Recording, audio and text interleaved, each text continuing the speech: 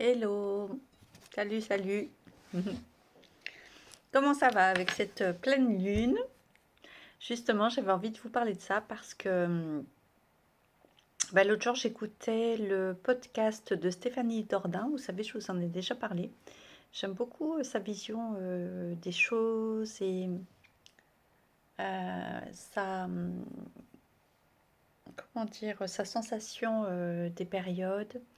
Elle parlait justement d'un retour à soi et d'une introspection et de périodes de silence. Et moi, c'est vraiment ce que j'ai ressenti ces derniers temps. Je ne sais pas vous. C'est vrai que je suis pas mal là-dedans aussi quand même en ce moment, dans ces périodes d'introspection vraiment qui font du bien. Moi, c'est vrai que c'est assez régulier, que j'ai besoin de silence, de revenir à moi, de périodes de calme, pour sortir du brouhaha euh, extérieur et de moments je me rends compte de plus en plus que j'ai besoin de ça tous les jours et à certains moments de la journée et bien sûr chaque semaine et si j'ai vraiment beaucoup de choses mouvementées ou très comment dire très liées à des événements, à des personnes, à des situations, etc., très bruyants, etc., j'ai vite besoin de revenir, et particulièrement en ce moment. Et c'est vraiment marrant parce que c'est ce qu'elle disait, Stéphanie, dans son podcast, que cette période-là nous invite vraiment à ça. Et en même temps, c'est assez incroyable, enfin je suis super heureuse parce que je me sens vraiment de plus en plus connectée justement à la vie, tout simplement à la vie, au quotidien, au moment présent et à la gratitude qu'on trouve dans chaque jour. Et en ce moment, je suis trop contente parce que je dors bien, je me réveille le matin, mais avec une joie au cœur et une gratitude incroyable euh, pour ce que j'ai dans ma vie. Aujourd'hui, je vis vraiment chaque jour après chaque jour. Euh, et pourtant, j'ai eu des grosses périodes de stress là ces derniers temps. Mais c'est comme si je suis en train de, comment dire, je fais des tests en ce moment pour vous. J'expérimente cette fameuse loi de l'attraction, cette fameuse abondance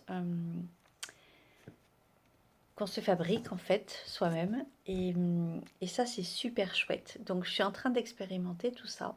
Et parce que c'est quelque chose que j'ai vraiment envie de vous retransmettre. Et j'ai passé encore une journée super super active là. En plus, j'arrête pas en ce moment. Entre les cartons, les préparations du déménagement, la petite boutique, et puis plein d'autres choses que j'ai à faire.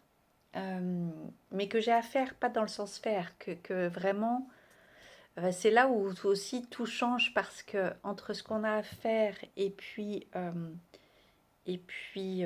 expérimenter les choses, et puis incarner les choses en conscience, eh bien, c'est tout à fait différent en fait.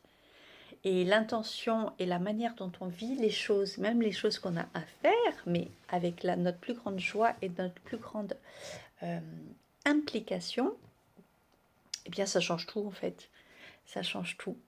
Et donc voilà, j'avais envie de vous parler de ça, de cette gratitude qu'on peut trouver dans les choses vraiment simples et banales de la vie. Et en même temps, ça me remplit d'énergie.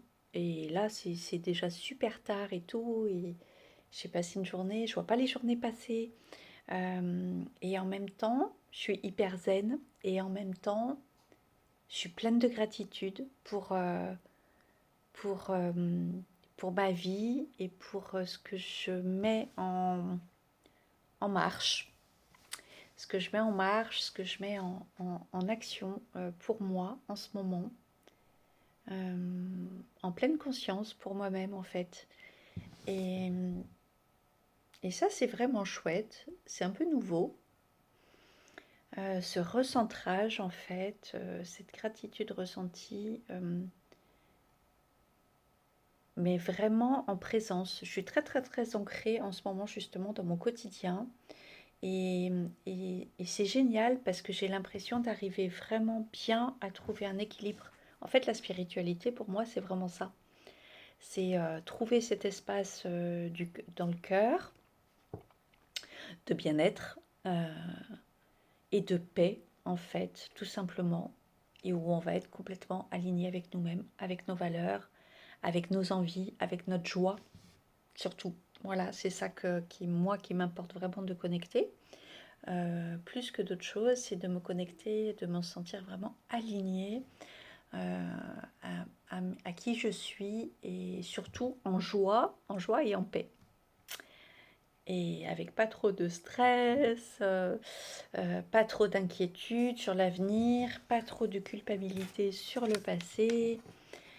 Tout ça, c'est des exercices qui m'ont pris vraiment des mois et des mois et des mois pour trouver ce fameux équilibre en soi. D'arriver à switcher tout ça. Et c'est vrai que cette culpabilité, on a beau dire qu'il faut pas, que c'est pas bien, que c'est nul, que c'est pas constructif, que ça fait rabâcher et, des sentiments simplement d'échec ou d'inaptitude. On a beau se le dire, et bien en fait, parfois, on se rend pas compte qu'on l'applique cette culpabilité dans pas mal de domaines. Voilà, donc c'est chouette de pouvoir prendre de la hauteur et j'avais envie aussi de vous parler de ça du coup, de cette hauteur qu'on peut prendre en fait, ce recul qu'on peut prendre sur soi-même dans la vie, mais en étant vraiment totalement bien ancré parce que parfois on prend ce recul mais on est un peu quand même perché et on est un peu, comment dire, dans ces visualisations et dans ces choses un peu psychiques et un petit peu trop dans la tête dans les étoiles, justement. Et moi, je trouve que c'est chouette. Bien sûr, c'est bien de rester la tête dans les étoiles, de rêver, et etc., etc. Ça, c'est pas moi qui vais dire le contraire, mais d'être bien, comme on dit, les pieds sur terre. Les pieds sur terre est bien ancré. Et en ce moment, je me sens vraiment dans cette période-là. Comme je dis, j'expérimente plein de choses que j'ai hâte de vous retransmettre. Sur cette loi de l'attraction, cette loi de l'abondance. Et effectivement, on en entend beaucoup parler. Je veux quand même mettre un bémol sur quelque chose. C'est que souvent on dit oui, il faut penser, il faut visualiser, il faut vibrer les choses et les ressentir pour que ça arrive, et si et là. Oui, bien sûr, bien sûr. Si on ne ressent pas ces choses en nous et qu'on ne les vibre pas, qu'on ne les ressent pas, on ne pourra pas être cette personne magnétique qui va attirer, qui va être comme un amant, un aimant à, à, à positivité, à abondance, à gratitude, à joie, à tout ça, à ce cercle comme ça où circulent toutes ces énergies positives. C'est bien beau de dire ça, mais moi je pense quand même que, alors à moins que ce soit encore des idées limitantes, mais parce que bon, je me remets tout le temps en question de tout en fait. Je me dis que, enfin, il n'y a pas vraiment de vérité parce qu'on est tous uniques, on est tous des cas particuliers, avec des expériences uniques, avec des vies, des parcours de vie différents. Et donc je pense qu'il n'y a pas de solution, enfin de, comment dire, de vérité absolue en fait. Je pense que chaque cas, on est chacun un petit peu des cas uniques et atypiques. Donc c'est à adapter. Mais je crois quand même qu'il y a besoin d'avoir quand même travaillé sur ses blessures, sur ses peurs et d'en avoir fini avec tous ces sentiments justement d'auto-sabotage, ces sentiments de dépendance, c'est toutes ces idées, en fait, ces peurs conscientes et les peurs inconscientes, je pense qu'il y a besoin quand même, pour qu'elle fonctionne vraiment, cette loi de l'attraction, parce que sinon, c'est pas tout de vibrer ça, ici et ça. Mais si dès le lendemain, on est dans nos peurs, on est dans cette culpabilité, euh, dans les faits, dans notre vie, en fait, eh bien, ça ne fonctionnera pas. Si on n'a pas guéri de certaines blessures, si on n'a pas guéri de ce besoin d'être vu, si on n'a pas besoin de ce besoin, si on n'a pas guéri du people pleasing, de ce besoin de reconnaissance, si on n'a pas guéri de tout ça, en fait, on peut bien faire des chèques d'abondance et des vues et tout, et tout, et tout. En fait, il n'y a rien qui va switcher, hein. Je pense que c'est vraiment un travail, en fait, enfin, en tout cas, une fois de plus, c'est pour vous partager mon expérience, hein, puisque je ne détiens pas de vérité. Par contre, je peux faire des statistiques à partir, parce que ça fait quand même un paquet de mois maintenant que je suis un petit peu là-dedans, et je pense qu'en fait, le chemin, il s'est ouvert, enfin, la lumière s'est avancée comme ça dans ce tunnel, au fur et à mesure, en fait, des compréhensions. Il y a eu des compréhensions, il y a eu des guérisons. En même temps, ça m'a permis d'avancer des pions et de dire ouais, ok, là je veux bien tenter l'expérimentation, j'ai envie d'aller expérimenter, j'ai envie d'aller ouvrir cette porte, j'ai envie d'aller voir ce qu'il y a derrière. Et donc ça s'est fait au fur et à mesure, une guérison, une avancée, une ouverture de porte, euh, une reprise de confiance, une validation, et hop, allez, on va voir ailleurs. Euh, et puis, on valide une autre compréhension, une autre guérison. On ouvre une autre porte et merci, gratitude, on revalide d'autres choses, etc., etc. Ce chemin, je pense il se vit en fait de cette manière. Évidemment, il n'y a pas des cases à cocher et des il faut faire ci pour avoir ça, et ce serait trop simple et ce serait trop facile. Même si en fin de compte, à la fin, on se rend compte qu'en fait tout est très simple et tout est très facile. En fin de compte, que en fait c'était si simple. Et ça, c'est marrant, c'est quelque chose moi que j'expérimente souvent. C'est que quand je conscientise ou quand je comprends des choses ou quand elles sont vraiment intégrées, parce que les conscientiser c'est une chose et les intégrer, ça c'est encore autre chose. Et moi, je conscientise souvent parce que je me renseigne beaucoup, j'explore beaucoup, je me questionne beaucoup. Donc, les idées, les conscientisations, les compréhensions souvent sont là parce que j'aime vraiment me poser les questions et les bonnes questions. Et je travaille beaucoup là-dessus et tout parce que je suis curieuse de ça et je suis en demande de ça et j'aime expérimenter cette curiosité. Euh, Par contre, intégrer les choses, ça prend plus de temps parce qu'il faut les intégrer dans son subconscient, il faut les intégrer dans ses émotions, dans son corps. Et là, eh ben, ça prend un peu plus de temps, c'est un peu plus compliqué. Il peut y avoir des résistances, voilà. Mais en tout cas, j'avais envie de vous partager ça. Au final, à la fin, on se rend compte que c'est très simple, qu'il n'y a pas 40 000 questions à se poser, que le parcours en fait, et qu'on fait tout plein de détours, tout plein de complications, tout plein de détours, tout plein de montées de montagne pour redescendre la montagne, etc., etc., et des petites collines et des grandes montagnes. Et mais je crois que c'est ça en fait, expérimenter, et que nos guérisons passent par là. Au final, on en revient toujours à quelque chose de primordial et de très simple, qui est l'amour de soi. Ça, de toute façon, c'est sûr. Ça, c'est sûr, on en revient. Et quand on guérit les blessures aussi, que ce soit toutes ces fameuses 5 blessures et d'autres, parce qu'il y a d'autres blessures. Et puis, en plus des blessures, il y a plein de peurs, en fait. Il y a plein de résistances et plein de peurs. Et je crois que quand on arrive à voir tout ça et à accueillir tout ça, je vous avais parlé d'ailleurs du livre. Ah, il est là. Je vous en avais parlé de ce livre, du pouvoir de l'accueil. Il est super. Ouais, de Nesrine Reza. Donc je vous le remonte pour ceux qui n'ont pas vu. Je sais plus si c'était là ou sur Instagram que j'en avais parlé. Voilà, pouvoir de l'accueil. Il y a plein de thématiques. Il est super bien. J'aime bien vous partager des lectures ou des podcasts, ou voilà. Et donc le pouvoir de l'accueil, ben, au final, voilà, c'est s'accueillir soi-même en fait, hein, c'est tout bête. S'accueillir soi-même, aligné, enfin comme on est, parfaitement imparfait, dans notre corps, dans notre cœur.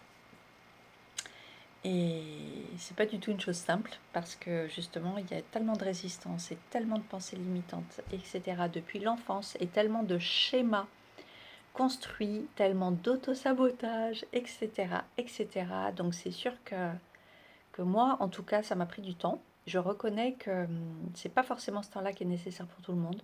Moi, ça m'a pris énormément de temps.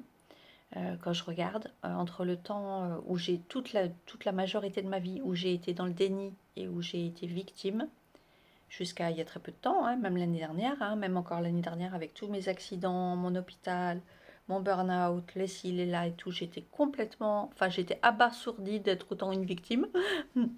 Ça m'a pris du temps à sortir de ça, de cette posture et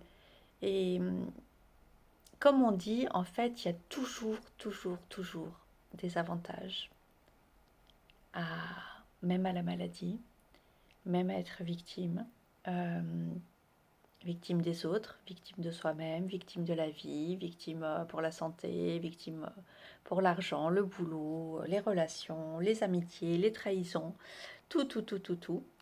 Et en fin de compte, le travail sur soi, de voir ce qu'on trouve comme intérêt là-dedans, parce que oui, on en parlait même l'autre jour au cours de sophrologie, et Katia nous le répète souvent, qu'en fait, on trouve des intérêts et des avantages en fait dans tout.